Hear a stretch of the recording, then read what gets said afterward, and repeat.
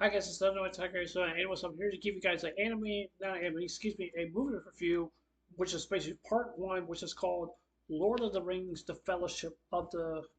I think it's called the Fellowship of the Rings. I think so. I think so. I can't really remember if I've seen this film before. I don't think I never watched it all of the way. I never really basically I never even have or anything like that. I think I just got like halfway into it and I kind of gave up because the movie was kind of long. It was kind of like 3 hours and 48 minutes. That's a really long movie. That's a very long movie. I could imagine people just sitting there, just basically in the theaters, just watching the movie and being so long and stuff like that. The last time I seen a 3 hour movie, I think it was basically one of the new Batman movies. I do believe was basically the one who played in the series. I can't remember what's the name of the series. It's kind of like a vampire series or something like that. But personally, I want to say here is that watching this film is basically to me, like I really don't know what's going on, but I do part of it. I do know what space is going on, right like that. Now, when it comes to the fans that likes to read the books or something like that, I don't know how many books are out there. I don't know if there's 10 or 5 or maybe more of the Lord of the Rings, and I really don't even know. I've heard those books are pretty big. They're pretty big, and I don't know if they really do follow the storyline with basically with the base in the movies also well too. Also well too, but it requires a lot of reading and also a lot of studying to just to see like what's going to happen and basically stuff like that. And I would personally want to say this is a question I really want to say. I want to ask from you guys for yourselves, and but this is my opinion as well too. I want to ask you guys: do you guys prefer the movies? Do you guys prefer the movies, or do you guys prefer the books? Because I mean, basically my case, in my own view, I would personally would just say the movies because it just really just tells me like to see what's going on. And some people will complain like maybe you should read the books, maybe you really should. But the problem is that the books are quite very expensive and they're not very cheap. Not very cheap. I discovered a on the YouTube channel. It's called Pawn Stars. There are Lord of the Rings books out there. I'm not talking about the new one. I'm not talking about the latest ones that in a modern day. I'm talking about the very old ones that basically they used to have for a long time. And I don't even know how long or anything like that. So what is Lord of the Rings is all about? Well, Lord of the Rings is pretty much is all about um, Frodo has became acquainted. I guess his uncle or just a friend or like or he's someone he know, and his friend of his wasn't really sure about holding the ring, and he wanted to give it to Frodo because he wanted Frodo to have it. But the question is, why did he give it to Frodo? That's the main question is, and I didn't really see a defined answer or anything like that. But I think the reason why he gave up the ring because he felt like it was like tormenting his mind because he like when someone touches the ring, you can see the ring is really actually speaking to you in tones that you never would basically would understand. Basically would understand. But the ones who seek the ring that wants to have the power of this ring is known as Mortal. Mortal, I think, is basically just like a big old giant eye or something like that. I'm assuming that's probably one of the big bosses or something like that, basically in the series and the books also well too. Because I don't see like how Mortal can be so manipulated into basically to other people's minds and stuff like that. But not only just that, but also because what the ring also as well too. Because everybody anyway, basically around the world or anything like that would basically want to seek that ring. And they basically want to get their hands on that ring because the reason why they want it so bad, because they want to endure the power that was given to them and basically and stuff. This ring was not really basically I would think that it was made on purpose, but maybe that this ring was made for a very good purpose for somebody to really to have the ring to basically be just like the ultimate bad guy basically in the series. That's basically what it feels to me. Basically what it feels to me. But then you also have like one of the guys I can't remember. I think it was the I don't it wasn't a dwarf. I think it was one of the elves that basically that they killed the guy that they killed the one that had the ring. I think it was a human or something like that. I don't know if he was a king or a captain. I really do not know. and basically he got a hold of the ring, but then like the ring just kind of overthrew him, and I guess he probably died or something like that. I really do not know.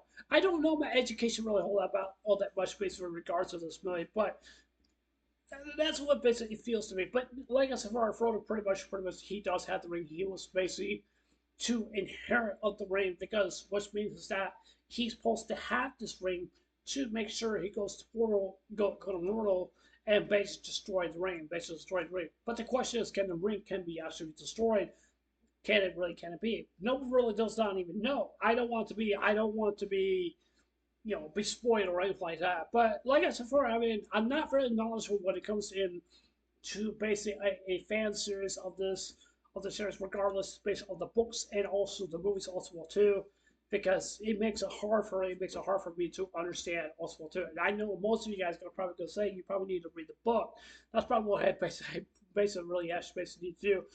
So like I said before, Frodo is just basically on a path. He has to go to Mordor, and he has to destroy the ring. But like I said before, there's a question of if the ring will be destroyed or not. We really do not know. I really don't know really that much at all because I really don't because I like I said I never I haven't finished the books, but I never read the books. But I think the books are probably going to be hard to find, and they're probably not going to be very cheap because this person who wrote the books probably made a lot of money on those books. Basically, now one thing is that Frodo kind of regrets himself, basically, having the ring and stuff like that, because even though he used the ring basically a couple of times, but I want to personally want to say here is that I think this is my opinion is that the more that you endurance of the ring, the more that you hold on to it, you don't want to let it go. That's why what happened to Frodo's friend because he endured the ring for so long. He doesn't want to give it up because he's so infested with the ring and basically with the power of the ring also as well too. Because like I said before, when someone like holding the ring or just the power of that ring, you could just see that the dark forces or something like that manipulating of the minds of people that really have this ring.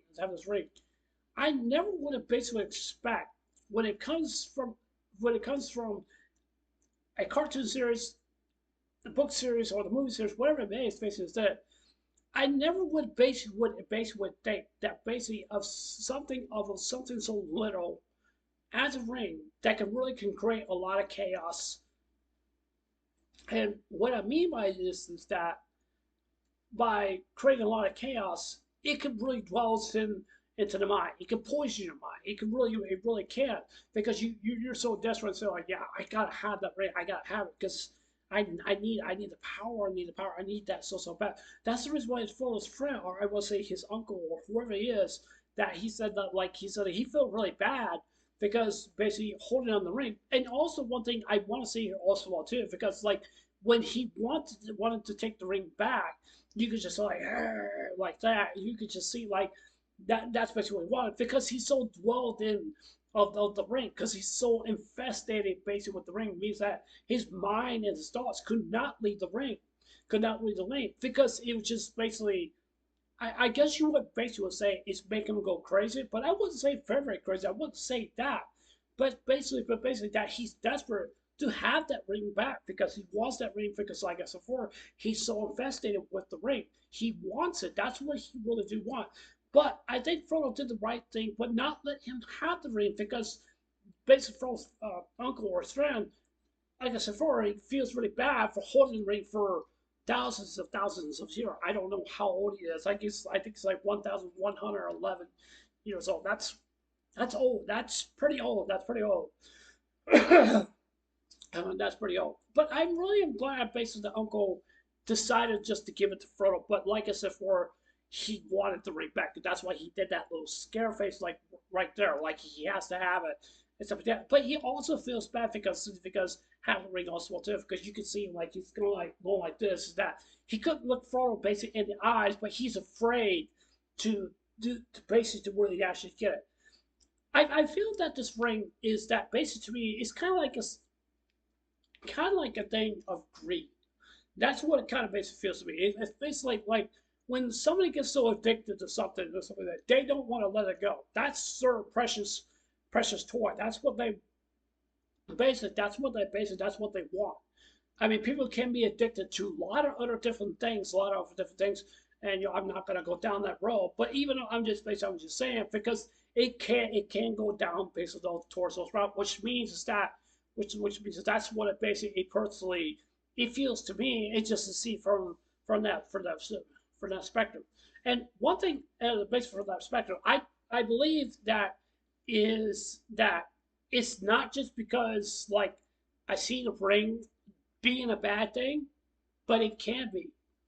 But it can be. But like I said before, it could make you go crazy. It makes you go infested. Like you're so hungry. You got to have the ring. Just like letting go bad habits and stuff like that. Sometimes bad habits are hard to let go, and sometimes they really actually are. They're not easy. They're really not.